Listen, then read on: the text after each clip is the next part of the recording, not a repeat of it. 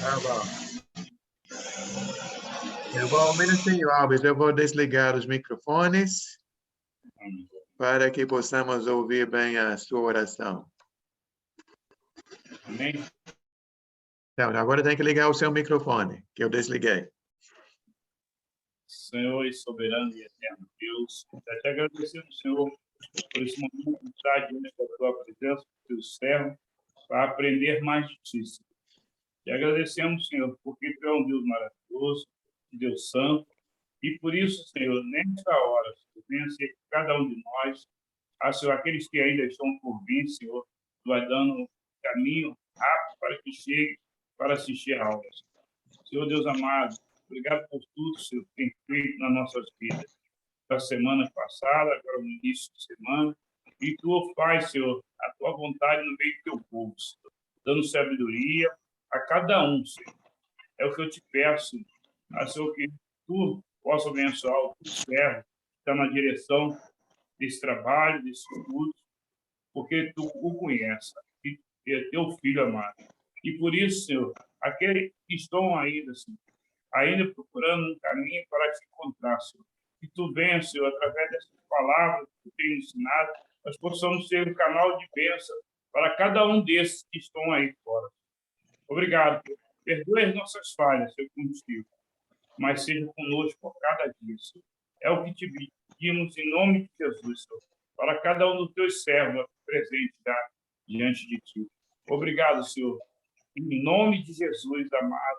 Amém. Amém. Então, falta duas partes aqui nesta nossa aula número 10 sobre o inferno. Gostaria de fazer esse número 4, que até nós falamos um pouquinho sobre essa parte semana passada, até o Wellington que enfatizou para quem vai para o inferno, né? Que ele observou que até algumas passagens que vamos ler hoje, vamos repetir passagens da semana passada, que o diabo não está no inferno, que ele ainda vai para esse lugar. Não foi, Wellington? Então, você pode ler, por favor, Wellington, Mateus 25, 41, e a Flávia, 2 Pedro 2, 4. E eu acho que o Valnei, se não me engano, semana passada leu Apocalipse 20, 10. E eu vou deixar você ler mais outro em Apocalipse, que Valnei, o Apocalipse 14, 11 e 12. Depois pedir a Lídia para ler 1 Tessalonicenses 1, 8. Esse de Apocalipse vai ficar para Valnei, mais um de Apocalipse 20. Depois a Daisy pode ser Hebreus 6, do 4 ao 8. E o Alves, Hebreus 10, do 26 ao 31. E aí, voltando para 2 Pedro 2, pode ser o Ricardo. 2 Pedro 2, do 20 ao 22. Quem ficou de fora ainda vai ter mais coisa para ler depois. Tá? Então, Mateus 25, versículo 41. Quem vai para o inferno? Aí, Mateus 25, 41. Uhum. Então ele dirá aos que estiverem à sua esquerda: malditos, apartem-se de mim para o fogo eterno, preparado para o diabo e os seus anjos. Então, lendo essa passagem toda, está falando sobre o juízo final e uma separação das pessoas, né? Algumas pessoas para um lado, outras pessoas para o outro lado, e esses condenados vão para o lugar que é reservado para o diabo e seus anjos. Ou como diz aqui nos nossos bolsos, os demônios. Acho que não merecem bem o nome de anjos, né? Embora é o nome que está na Bíblia. 2 Pedro 2, 4. 2 Pedro 2, 4. Pois Deus não poupou os anjos que pecaram, mas os lançou no inferno, prendendo-os em abismos tenebrosos, a fim de serem reservados para os juízos. Para o juízo. Quem vai para esse lugar? Os anjos que Os pecaram. anjos que pecaram. Os anjos que pecaram, né? Lembrando que pecado é uma rebeldia contra Deus. Valnei, Apocalipse 20, versículo 10. O diabo, que as enganava, foi lançado no lago de fogo, que arde com enxofre, onde já haviam sido lançados a besta e o falso profeta. Eles serão atormentados dia e noite para todo o sempre. E aqui em Apocalipse 20, 10 está falando sobre o futuro, algo que ainda vai acontecer. E aqui vemos também essa passagem foi citada no ponto anterior, mostrando que é um castigo eterno, né? Que diz aqui no final, atormentados dia e noite para todo sempre. Também, Valnei, voltando para o capítulo 14 de Apocalipse, versículo 11 e 12.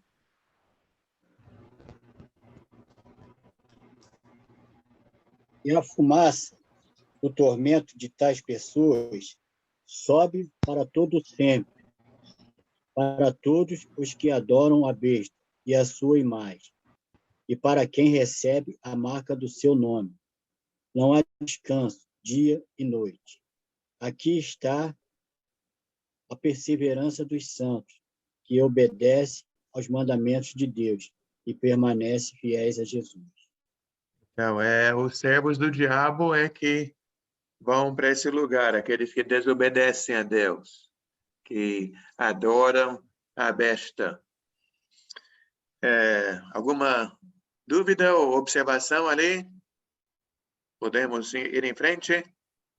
Então, vamos para 2 Tessalonicenses 1:8, outra passagem que vimos já nesse esboço.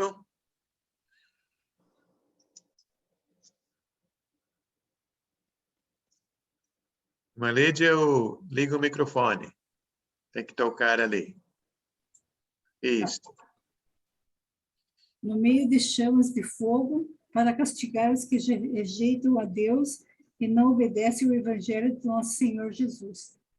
Então, quem vai? Aqueles que rejeitam e não obedecem o evangelho. Também vão ler capítulo 20 de Apocalipse, versículo 15. É porque o nome deles não vão estar escrito no livro da vida. Aqueles cujos nomes não foram encontrados no livro da vida foram lançados no lago de fogo. E essa mesma passagem que a Lídia leu, os que não conhecem a Deus, agora para Hebreus capítulo 6, não é apenas aqueles que nunca ouviram a palavra, mas pode ser aqueles que ouviram, mas depois não perseveraram. Pode ler, Daisy, capítulo 6 de Hebreus, 4 ao 8. É impossível, pois que aqueles que uma vez foram iluminados e provaram o dom celestial e se tornaram participantes do Espírito Santo e provaram da boa palavra de Deus e os poderes do mundo vindouro e caíram. Sim, é impossível outra vez renová-los para arrependimento, visto que, de novo, estão crucificando para si mesmos o Filho de Deus e expondo-o à ignomínia. Porque a terra que absorve a chuva, que frequentemente cai sobre ela e produz erva útil para aqueles por quem é também cultivada, recebe bênção da parte de Deus. Mas, se produz espinhos e abrolhos, é rejeitada, e perto está a maldição, e o seu fim é ser queimada. Então, em várias passagens, hoje nós vamos ver esses dois lados, nessas duas condições, como uma pessoa, aqui ele dá o exemplo aqui no 7 e no 8 da terra.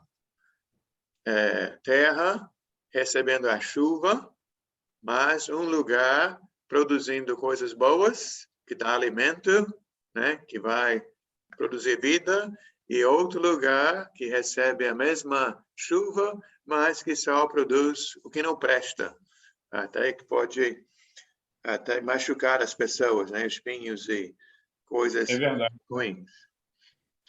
E então, aí ele compara isto com a pessoa que ouviu a palavra, que no versículo 4 diz que uma vez foram iluminados, provaram do dom celestial, tornaram-se participantes do Espírito Santo, experimentaram a bondade da palavra de Deus, dos poderes da era que há de vir, e aí então fizeram o quê? Jogaram tudo fora, né? Abandonaram, deram as costas, rejeitaram. Aí, então, diz que esta pessoa dificilmente vai se arrepender e essa pessoa está, na realidade, crucificando Jesus outra vez. A Bíblia da Daisy fala sujeitando a ignomínia. A minha Daisy fala desonra pública, que realmente é cuspir na cara de Jesus, né? É dizer que aquele Jesus não serve mais para mim. E a gente vê, né, quando nós tentamos, eu creio que muitos aqui já tentaram, falar com o irmão que esteve na congregação, que estava lá com a gente, adorando a Deus conosco, e essa pessoa abandona a fé. Às vezes, quando tentamos falar com essa pessoa, é muito mais difícil falar com ela do que com uma pessoa que nunca escutou. Porque o que você vai dizer para essa pessoa? Ela já ouviu tudo, né? Ela já conhece as passagens. Ela já, né, esteve no nosso meio. E tudo que você fala, acho que, né, não surte efeito. Então, essa é a situação que está sendo descrita aqui em Hebreus capítulo 6. Uma passagem que já estudei essa passagem com várias pessoas e conheço várias pessoas que pegam a Bíblia para ler pela primeira vez e às vezes um irmão ou irmã lê pela primeira vez Hebreus capítulo 6 e essa pessoa fica preocupada. Será que sou eu? Né? Será que eu estou, né, me encaixando nessa passagem? Eu penso que a pessoa que está preocupada com essa passagem é uma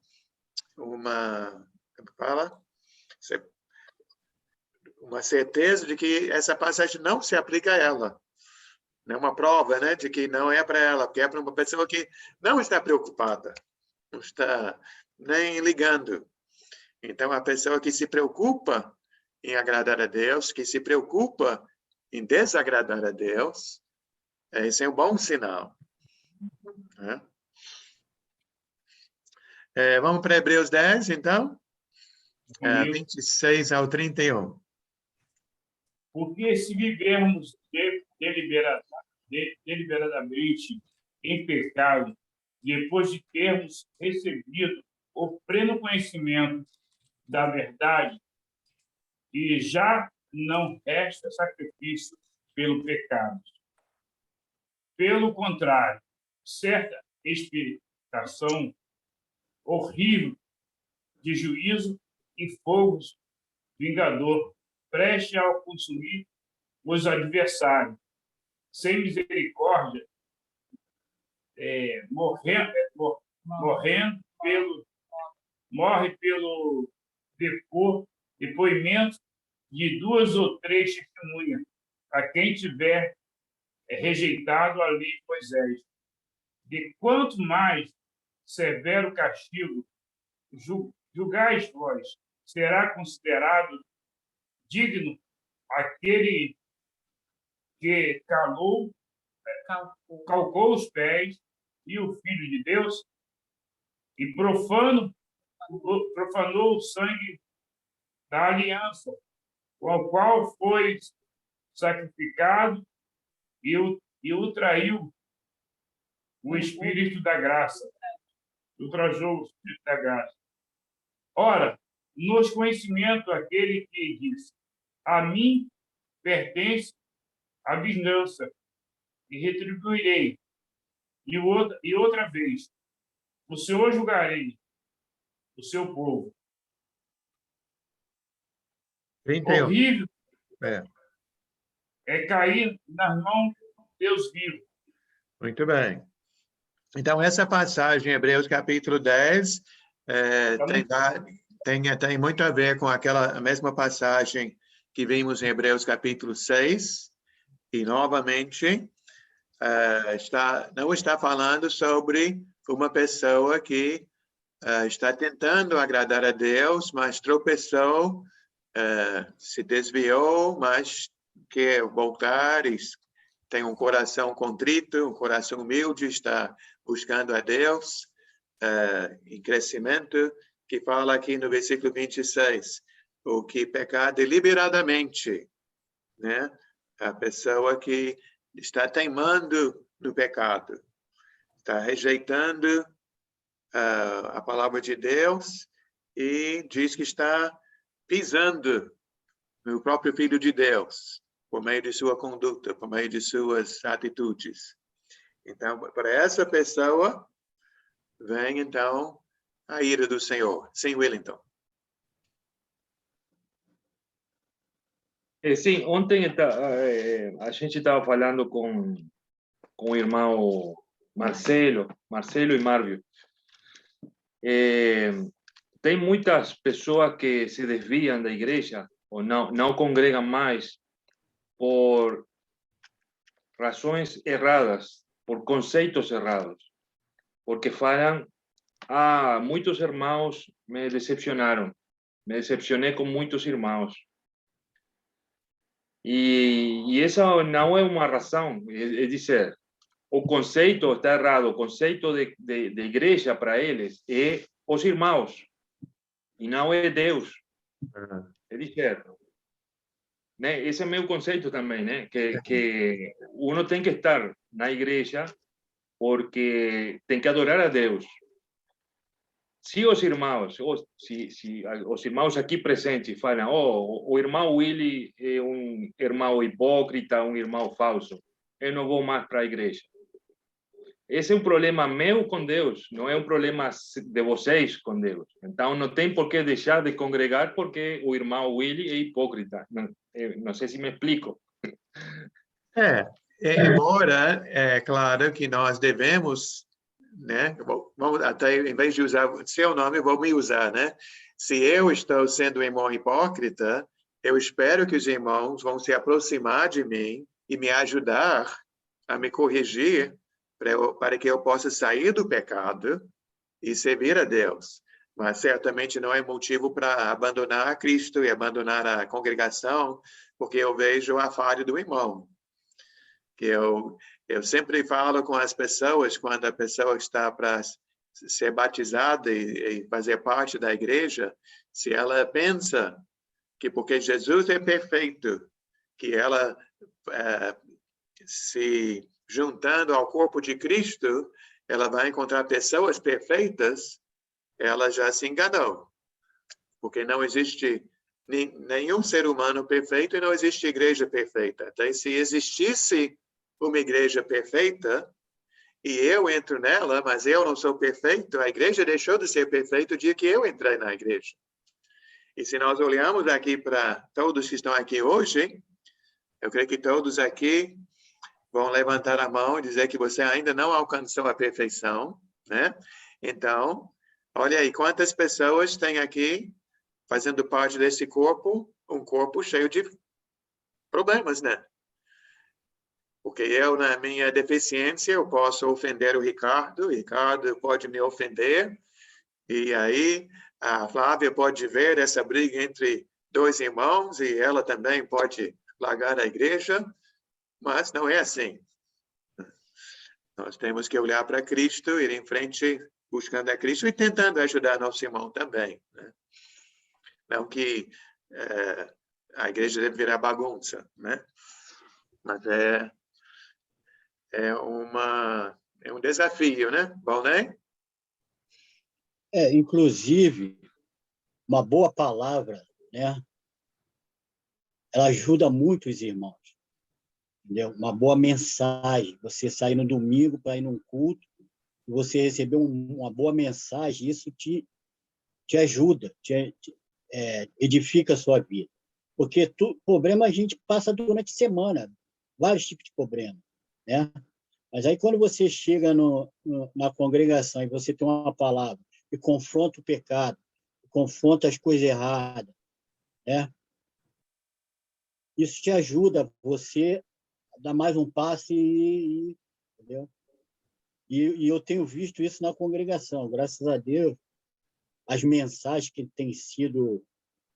que os irmãos têm pregado para a igreja, é nesse caminho aí, de edificar a igreja. Não botando pecado para embaixo do tapete, mas confrontando a igreja, o irmão, mostrando, ensinando, entendeu? E a gente vai caminhando assim, eu vejo assim, isso aí me ajuda muito. Amém. Temos mais uma passagem aqui nesse ponto 4, que é 2 Pedro, capítulo 2, 20 ao 22. Flávia queria falar. Quem? Sim. Rapidinho, só para... eu acho que eu até já falei isso algumas vezes. Eu estava conversando com ele a respeito disso, eu falei sempre... não se engane, o diabo, ele coloca os seus... Ele sempre tem alguém ali nas instituições, igreja, né? Porque a gente sabe que a gente está ali para se reunir, para adorar a Deus, mas eventualmente, se Deus queira, sempre vai ter alguém, tomara que não, que vai ser levado, né? Eu acredito que o importante é identificar, não se deixar levar pela palavra dessas pessoas ou olhares, né? Porque eles sempre encontram um jeito, não adianta, a vida do cristão é relacionamento. Eu gostei muito da palavra de domingo, que falou sobre a questão do crescimento. Muitas pessoas entram na igreja com uma maturidade assim, pequenininha, com vários problemas. Nós que estamos nos preparando agora, eu me coloco assim nesse lugar, temos que estar atento, orar, mas vai ter um momento também que essa pessoa não vai crescer, e isso não é culpa nossa. A gente tem que orar, não podemos desistir de jeito nenhum, mas o importante, eu acho, posso estar errada, Léo, me corrige, eu acredito que é a gente identificar a maçã estragada para que ela não contamine outras pessoas e, se for possível, realmente tirar. Eu vejo isso na Bíblia. Eu posso estar errada, estou errada? Não. Estou errada, Léo? Me Você ajuda. fala sobre correção. Correção faz parte, com certeza. Não é? E tem que corrigir. E se a pessoa não crescer, infelizmente nós temos que orar por essa pessoa, porque a mensagem que a gente está orando aqui, que a gente está aprendendo, é que nós temos que remir o tempo máximo possível de chamar pessoas para Cristo, para que Jesus volte o mais rápido possível. E essa é um pouco de perda de tempo, mas também faz parte, mas tem que tirar a laranja estragada, a maçã estragada, não tem jeito. Uma vez eu estou falando isso porque na Igreja de Cristo mesmo, depois se você quiser saber em particular, uma pessoa, eu vi que essa pessoa estava meio afastada, e Deus tocou no meu coração, eu liguei para ela, mandei mensagem, oração, fiz várias coisas, não é para me crescer em nada, e essa pessoa falou exatamente o que o Willy fala, por isso que sempre ele fala isso. Eu não quero saber da Igreja de Cristo porque eu me decepcionei e tem muita gente hipócrita. Aí eu falei, por que você não chega para a pessoa e não fala, vamos orar, eu te ajudo, a pessoa ficou irreversível e faz tempo que eu não vejo essa pessoa. E eu falei para o William, eu fiz a minha parte, orei, se ela não quer, amém, que Deus coloque ela em outro lugar e que ela cresça. Mas eu não vou porque eu senti que essa pessoa tentou me contaminar. Mas ela não conseguiu, porque eu orei, e se Deus tem um propósito na minha vida, a gente não pode desistir mais. Eu não vou mais permitir, vou fazer o possível, tá? Tô falando, confessando aqui diante de vocês, que as pessoas atrapalhem a obra de Deus na minha vida, porque já aconteceu muito. E é isso. Desabafei. Falei muito. Perseverar. Preguei, né? Preguei. Amém. Vamos ver mais essa, 2 Pedro 2, do 20 ao 22. Vamos lá. Eles escaparam das contaminações do mundo por terem conhecido a nosso Senhor e Salvador Jesus Cristo. Mas se eles se deixam envolver de novo e são vencidos por elas, o seu último estado se torna pior do que o primeiro. Pois teria sido melhor para eles nunca terem conhecido o caminho do bem do que, após conhecê-lo, se desviarem do mandamento santo que lhes fora dado.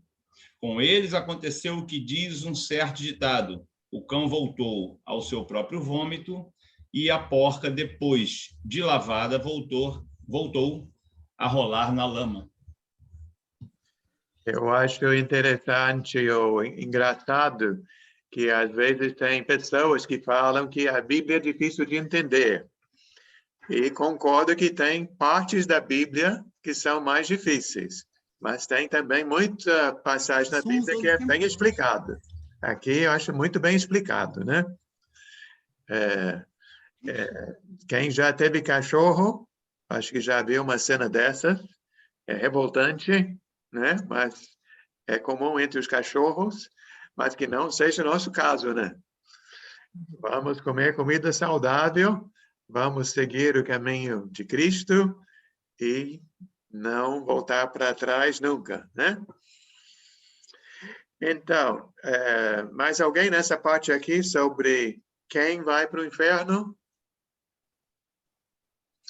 Então, eu gostaria de voltar para a parte anterior, que foi falando sobre a duração desse castigo, que já foi citado hoje, né?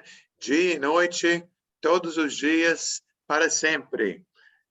O fogo não se apaga, o fogo inextinguível, a destruição eterna, que serão atormentados pelos séculos dos séculos.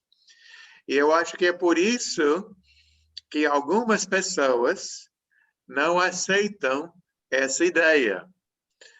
Eu estava tentando ver uma maneira de explicar isto e me veio à minha mente aquela história de Abraão e Sara.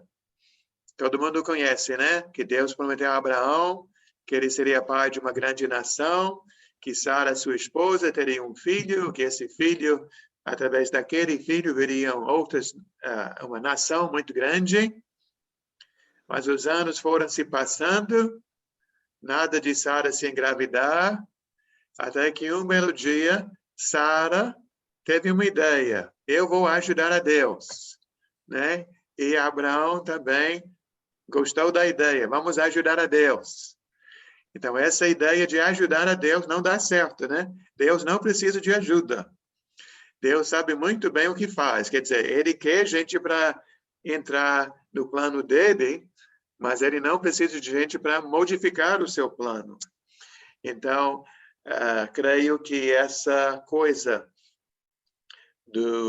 da vida eterna e o castigo eterno é o que a Bíblia ensina, né? Jesus ensinou, está escrito, mas tem pessoas que não aceitam.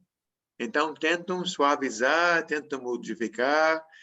Então, nós temos aqui na nossa folha algo sobre 2 grupos que não aceitam essa ideia. Eu até usar outra palavra, 2 seitas, mas eu sei que tem também alguns pregadores evangélicos que também gostaram dessa ideia de um castigo temporário, ou até um castigo que acaba com a pessoa, e não um castigo eterno. Então, é uma ideia que está sempre nascendo, né? Que o diabo sempre traz para as pessoas. Então, vamos ler aqui e depois vocês me lembram, que eu não quero esquecer, eu falei no início para quem chegou que eu quero ler algo no Evangelho de João, que eu acho que nos ajuda nessa parte. Vamos primeiro para essa parte sobre os Adventistas, letra A. Patrícia, você tem o esboço hoje? Não tem?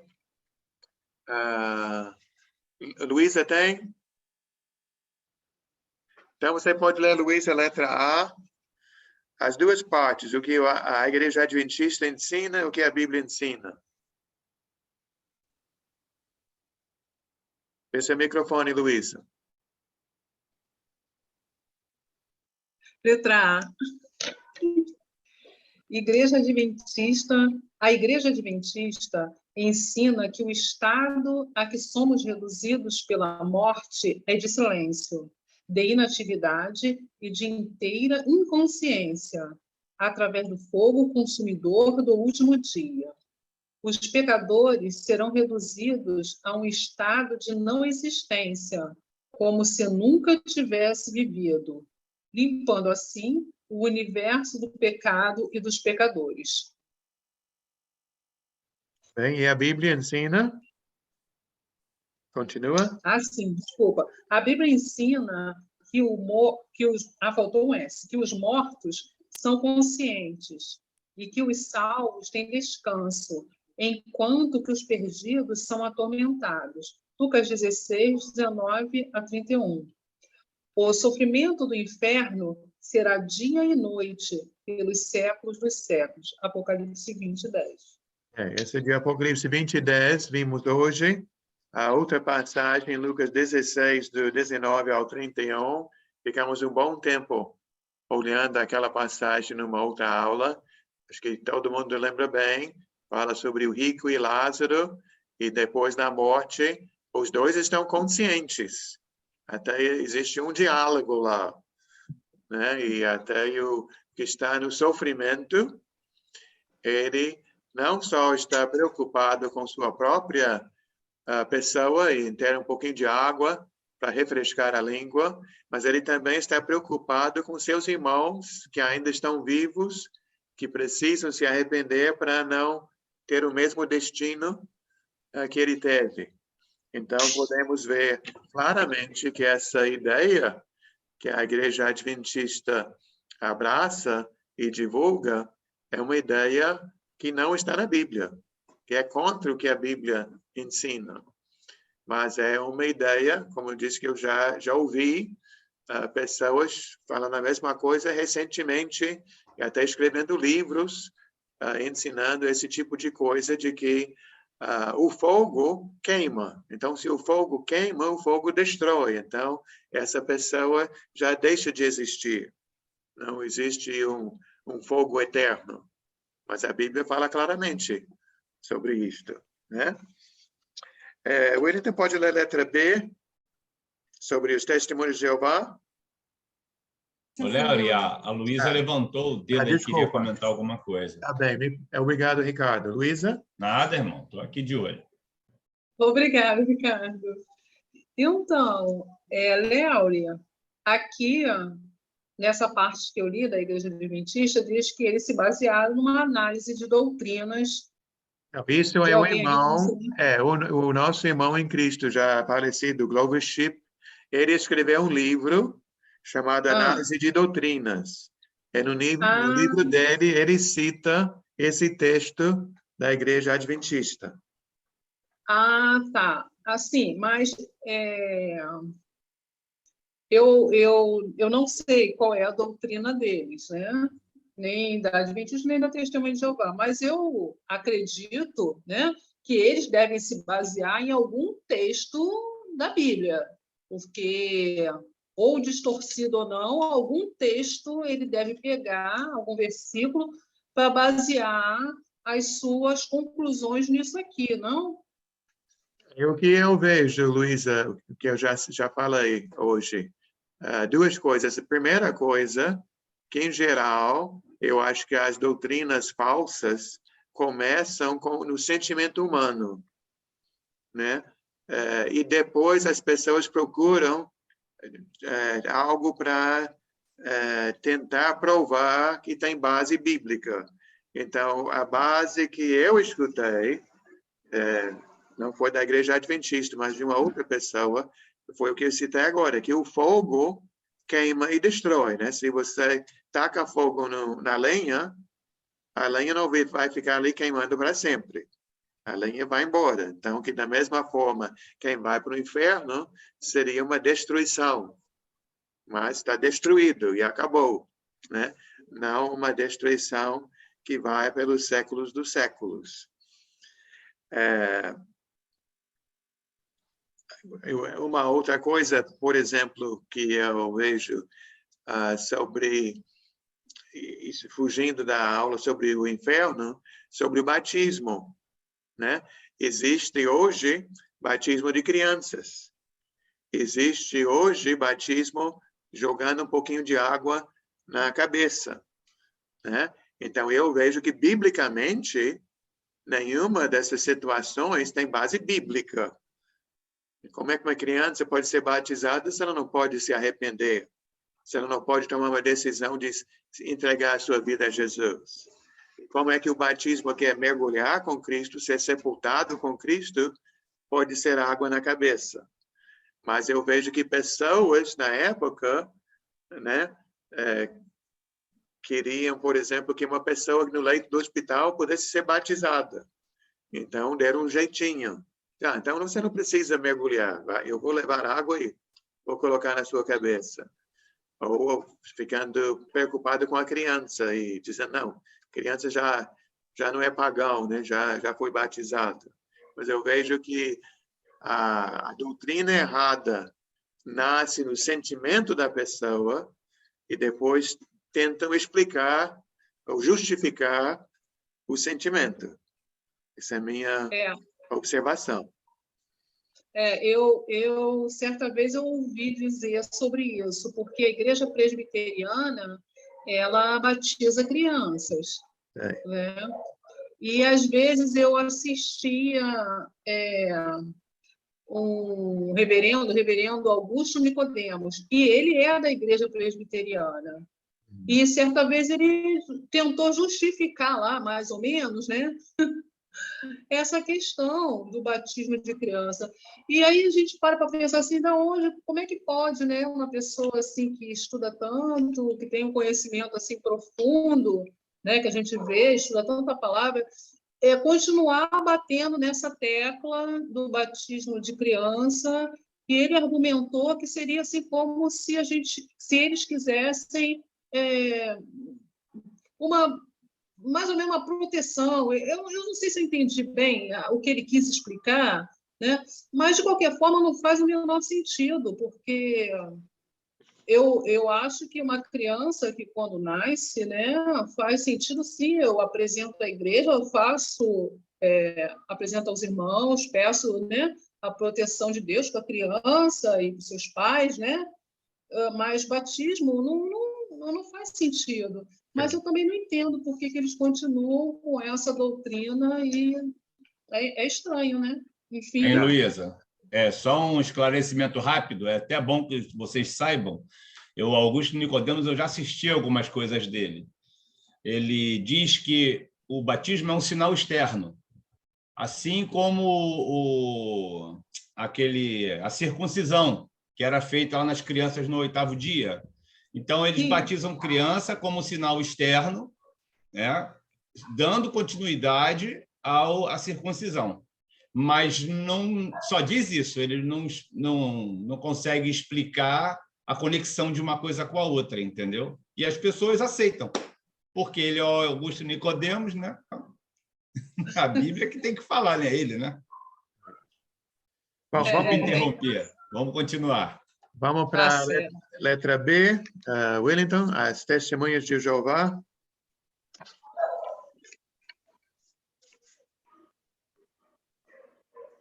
Sim. As testemunhas de Jeová ensinam que a palavra inferno aplica-se apenas ao sepulcro, o fim comum de todos os homens, bons e maus, em estado inconsciente, sem sofrimento e sem prazer. Ambos, os bons e os maus, vão para o inferno, no sentido de aniquilamento, no pó da terra. Mas a Na Bíblia, Bíblia, sim, na Bíblia, Daniel previu vida eterna para os salvos e vergonha e horror eterno para os perdidos. Daniel 12, 2.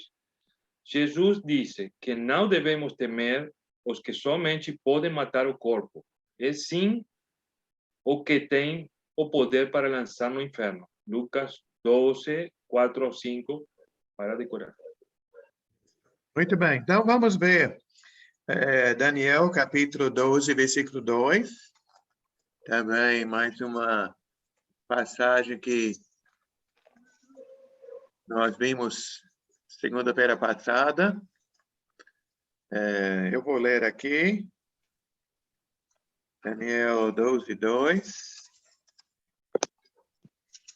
Depois eu vou pedir a Maria Helena para ler a passagem em Lucas 12.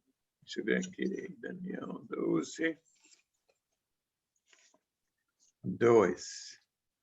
Multidões que dormem no pó da terra acordarão, uns para a vida eterna, outros para a vergonha, para o desprezo eterno.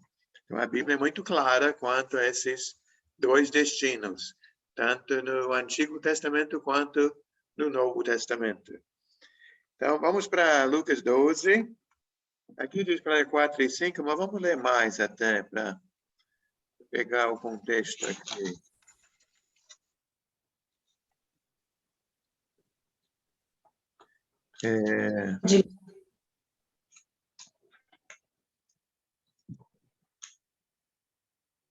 Pode ler, irmã, do 4 ao 7? Sim. Eu lhes digo, meus amigos, não tenham medo dos que matam o corpo e depois nada mais podem fazer. Mas eu lhes mostrarei a quem vocês devem temer. Temam aquele que, depois de matar o corpo, tem poder para lançar no inferno. Sim, eu lhes digo, esse vocês devem temer. Não se vende 5 pardais por 2 moedinhas? Contudo, nenhum deles é esquecido por Deus. Até os cabelos da cabeça de vocês estão todos contados. Não tenham medo, vocês valem mais do que muitos pardais. Então, aqui o foco é Deus, né?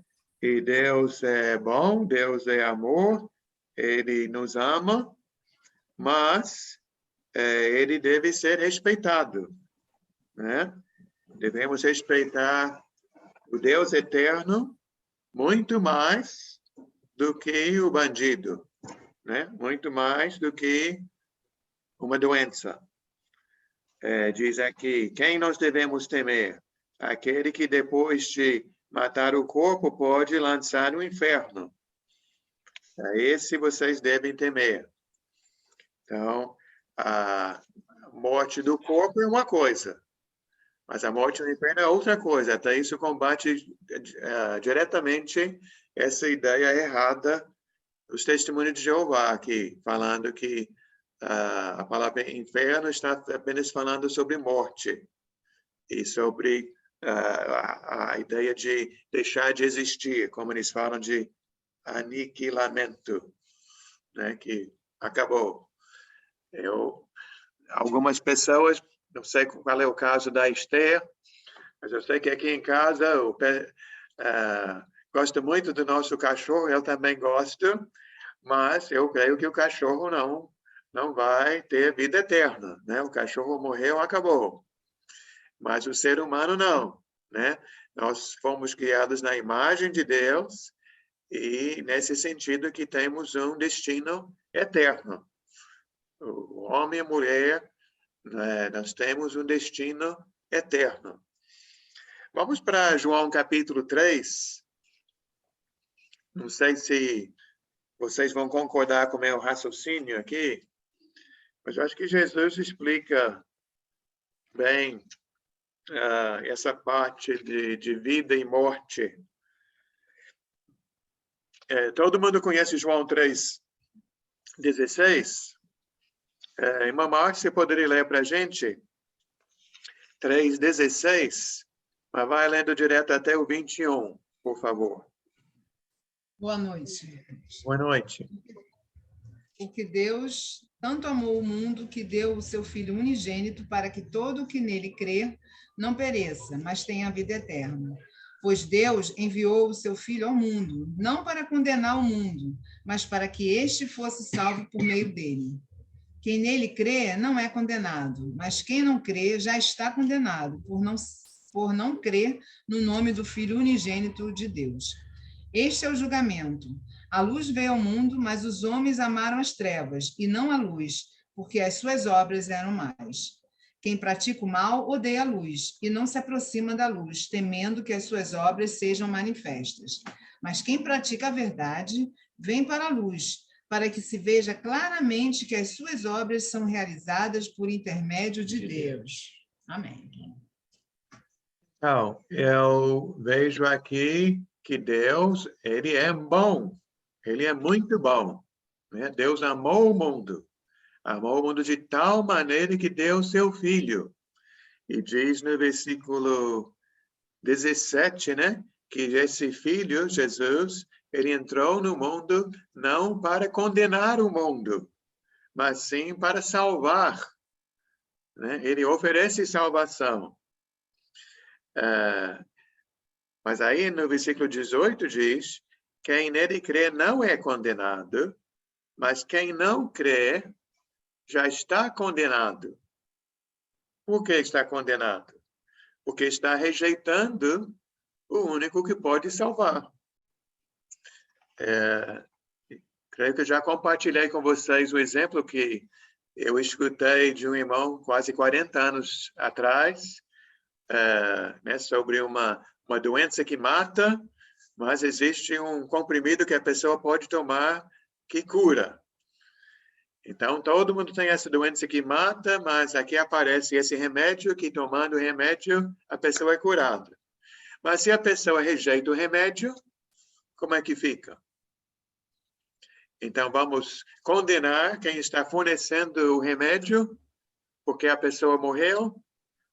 Ou é a culpa da pessoa que rejeitou a sua oportunidade de ganhar a salvação, né? Então, aqui, Jesus explica nessa parte, e ainda mais quando chega no 19 e 20, fala sobre a luz, né? A luz é boa ou a luz é ruim? Podemos até dizer que depende, né? Qual é seu objetivo? Até, não sei se vocês já leram algo nesse sentido. Eu já ouvi dizer que fizeram estudos e as cidades mais bem iluminadas, o crime diminui, né? Quanto mais bem iluminada a rua, menos crime. Então, porque quem quer fazer as coisas erradas não quer aparecer, né? Valnei levantou o dedo. Léo, eu posso comparar o verso 18. Quem nele crê não é condenado, mas quem não crê já está condenado, por não crer no nome do Filho unigênito de Deus. Porque Deus é justiça. Mas não só Deus é justiça, mas a própria pessoa está se condenando. Né? Porque Deus é amor. Né? Mas ele também é justiça, porque a oportunidade ele está dando para a humanidade aí se arrepender, né? Seu filho veio, morreu, mas Deus vai julgar também. Deus é justiça, não é isso? Sim, mas olha, por exemplo, 19 e 20, tem duas palavras que me chamam a atenção no 19 e 20. 19. Este é o julgamento. A luz veio ao mundo, mas os homens amaram as trevas e não a luz, porque suas obras eram más.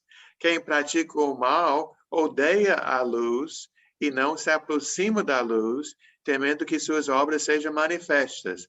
Então, olha aí no 19, diz que algumas pessoas amam as trevas. E essas pessoas que amam as trevas, no 19, no versículo 20, elas odeiam a luz. Então, essa pessoa sendo condenada, ela não vai conseguir, no dia final, reclamar com Deus. Chamar um advogado para dizer, olha, isso é injusto. porque eu sempre tentei seguir a Deus, eu sempre tentei fazer as coisas certas. Não. Muito pelo contrário. Ela amava as trevas e odiava a luz. Eu li em algum lugar, muito tempo atrás, que é muito certo, né? Que no dia final, quem é condenado vai ser condenado por justiça, né? Porque merece. Quem ganha a salvação vai ganhar a salvação pela misericórdia de Deus, que nós também somos pecadores. Nossa redenção é só porque Cristo nos perdoou. Nós jogamos nossas vidas, né, em Cristo e Cristo nos perdoa. Então, vamos ser salvos pela graça, pela misericórdia. Mas quem será condenado, de uma certa forma, essa pessoa se condenou, né? Ela escolheu e ela determinou que queria ser assim. Outra coisa também que eu acho importante para a gente lembrar, que quem não entra no céu, não é que faltou 1 centímetro para entrar, né? Não é porque um dia foi um pequeno deslize, e aí então ela quase chegou, mas não chegou. Não, mas é uma determinação de teimar naquele caminho, de ser aquele tipo de pessoa. E outra coisa também, que eu li, não sei se foi ontem, falando sobre uma pessoa que parece ser uma pessoa boa, mas ela não vai para a igreja, não acredita em Deus e tal. Mas essa pessoa é uma pessoa vaidosa, é uma pessoa orgulhosa, né? Porque ela acha que ela tem as soluções, que ela sabe mais, que ela é melhor. Então, não é que ela é uma pessoa inocente, né? Ela seria talvez como Jesus falou sobre os fariseus, o sepulcro caiado, né? É branquinho por fora, mas por dentro tem muita coisa podre. Então, ela pode dizer, Laura, que ela não precisa, né? Eu não preciso. Você precisa, mas eu não preciso, né? Então, olha a vaidade ali, né? O orgulho, a arrogância, podemos dizer, né? A Lídia levantou o dedo, a Flávia também. Então, eu fiquei pensando o seguinte, que aqui fala da escuridão, de pessoas que andam na escuridão, mas tem pessoas que são corretas. Eu vejo pela minha dentista, uma cidadã excelente, correta, ótima, mas ela é espírita e ela não aceita Jesus como Salvador. Então, não basta só, às vezes não está na escuridão, mas não aceitando Jesus. Assim também acontece com os judeus, que é o povo escolhido de Deus, mas que não reconhecem Jesus, serão condenados também? Não, mas isso é escuridão, né? Uma rejeição de Jesus. Por que rejeitar Jesus? Se Jesus traz a luz. Né? Se Jesus tem coisa boa para oferecer, por que essas pessoas rejeitam Jesus? Aí que está, né?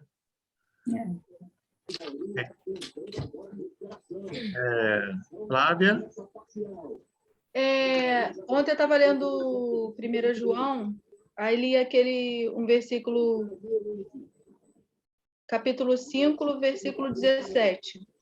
Toda injustiça é pecado, mas há pecado que não leva à morte. Tá, aqui, ó. Se alguém vir seu irmão cometer pecado que não leva à morte, ore, e Deus dará vida ao que pecou. Refiro-me àqueles cujo pecado não leva à morte. Há pecado que leva à morte. Não estou dizendo que se deva orar por este. Isso significa o quê? Então, eu só posso dizer, Flávio, que eu entendo, né? Posso estar errado e posso aprender com os irmãos. Eu entendo que todo pecado onde a pessoa busca o arrependimento, a pessoa se humilha diante de Deus, reconhece seu erro e pede a Deus como filho pródigo. Deixa eu ver aqui, tem um barulho em algum lugar. Onde está? Minutinho. Deixa eu fechar os microfones. Quando a pessoa reconhece que está errada e busca a salvação, sempre há salvação, como o filho pródigo, né? Olha o que ele fez. Os pecados foram graves, né? Ele, mais ou menos, disse que ele queria ver o pai morto, que ele pegou sua parte da herança e o pai ainda vivo. E aí, então, ele abandonou a casa do pai, foi para outro lugar, lá ele fez tudo o que queria, se entregou aos seus prazeres, aos seus desejos, mas o dia que ele caiu em si, né, se humilhou e resolveu voltar para o pai estava lá de braços abertos para o receber. Então, para esse pecado, existe perdão. Então, vejo que, talvez, até naquela mesma história, no capítulo 15 de Lucas, o mais difícil é o pecado do irmão mais velho. Ele não saiu de casa, mas ele acha que é o certinho e que o irmão que é o errado, e não sabemos, né, que a história não fala se esse irmão mais velho acaba se arrependendo e se jogando, né, nos braços do pai, ou se ele continua achando que ele é o certinho e que ele não precisa de ninguém. Que certamente, ali em Lucas 15, Jesus está falando sobre os fariseus, né, os fariseus que se colocaram contra Jesus. Então, para esse pecado não há perdão. Como perdoar aquela pessoa que nem busca perdão? É isso que eu entendo. Se alguém tem mais luz para esclarecer, eu agradeço. Não, porque eu pensei que fosse a questão do apedrejamento. Porque, por exemplo, às vezes, de repente, tinha alguns pecados que eram perdoados, outros ainda usavam apedrejamento ou pena de morte. Pensei que estivesse falando sobre isso naquele tempo. Bom, por exemplo, o apóstolo Paulo, parece que ele não jogou pedras para matar Estevão, mas ele estava lá incentivando e ajudando quem matou Estevão. E ele se diz o maior dos pecadores, mas que ele recebeu a graça para mostrar que Deus estende sua graça para todas as pessoas, né? Tá ótimo. Obrigada, Léo. Nada. Vamos ver mais um versículo aqui em João 3, que eu acho que eu mostrei para os irmãos outro dia, o 3:36, o último versículo desse capítulo, que mostra de novo os dois lados, né? As duas situações, as duas condições. Quem crê no Filho tem vida eterna, mas quem rejeita o Filho não tem a vida, mas a ira de Deus permanece sobre ele. Então, o que nós vamos fazer com Jesus? E se nós falamos que eu não preciso de Jesus, acho que isso é um grande pecado, não é? Jesus veio à toa, né? Jesus precisa salvar os pecadores, mas eu não sou pecador. E aí? Então, vamos terminar aqui, letra C. Também, se tiver outras pessoas com perguntas, observações, fiquem à vontade. Esther está quietinha ali. Esther, você tem a folha? Não? Holly tem a folha? Tem? Pode ler letra C, Holly. Muitos perguntam. Sim, eu posso. Muitos perguntam se Deus é bom, como ele pode punir pessoas no inferno, desde que todos os homens nasceram, merecem a punição eterna. Romanos 6:16. A pergunta mais sensata seria: se Deus é justo, como alguém pode ser salvo? A resposta é somente pelo amor e pela graça do Senhor. Romanos 5:6-9. Muito bem. Amém. Eu gostei dessa colocação do irmão aqui. Acho que ele foi muito feliz. Não perguntar como alguém pode ser lançado no inferno, mas como é que o pecador pode ganhar a salvação. Vamos ler, então, Romanos 5, do 6 ao 9. Esther, pode ler, por favor?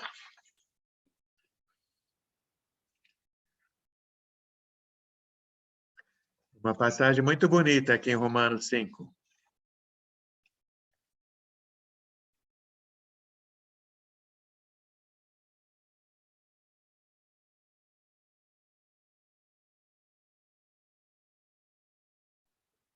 Cinco o quê? 6? 6 ao 9.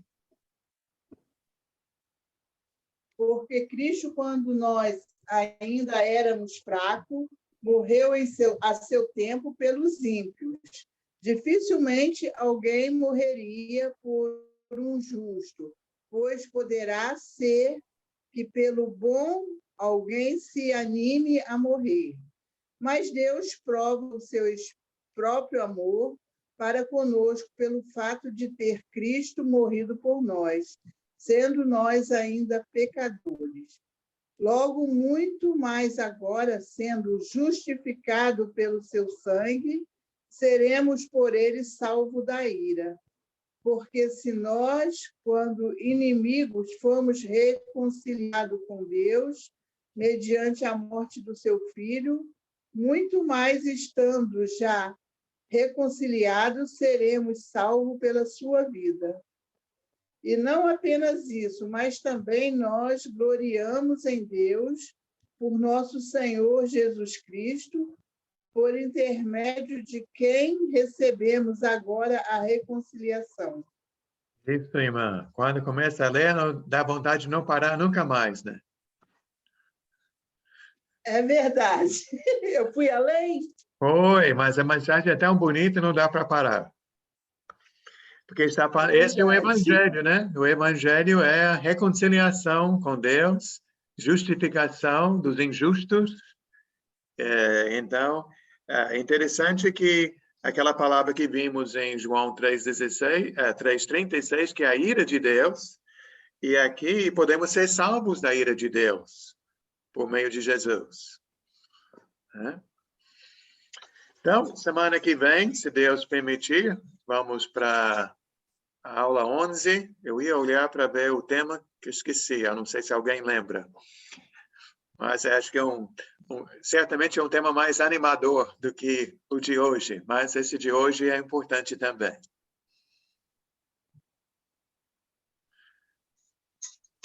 É esse que dá ânimo para a gente permanecer. Bom, interessante, mas como nós vimos no início desse esboço, Jesus achou importante falar sobre o inferno. Jesus falou muito sobre o inferno. Então, irmão Léo, temos que saber. A aula 11 é sobre o céu. Sobre o céu, então. Vamos sair do inferno e vamos para o céu. Sem escala. Bem melhor, né? Vai deixar todo mundo rindo.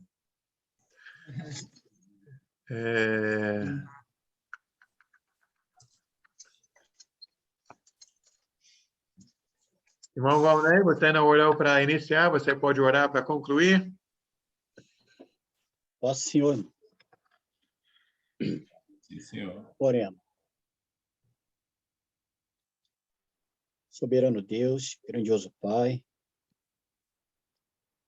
Pai, nós te agradecemos por esse estudo, Senhor, a qual esse assunto termina hoje, Pai, sobre o inferno.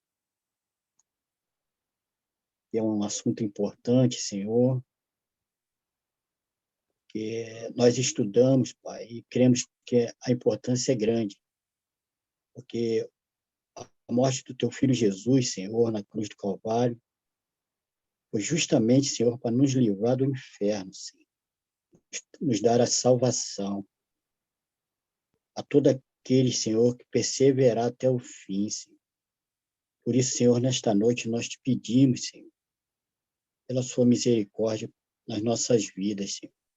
Que tu continue, Senhor, nos mostrando, Pai, a tua vontade, nos mostrando, Senhor, o caminho correto, Senhor, para que possamos, Pai, cada vez mais se aproximar, Pai, de ti, Pai. Pai, nós te agradecemos por tudo, por esse dia. Te pedimos, ó Pai, que continue conosco, Pai, durante a nossa madrugada, a nossa noite de sono. e que amanhã é um novo dia, Pai. O Senhor também esteja nas nossas vidas, nos conduzindo, Pai. É o que nós te pedimos a Deus e te agradecemos em nome de Cristo Jesus. Amém. Amém. Amém. Amém. Boa noite para todos.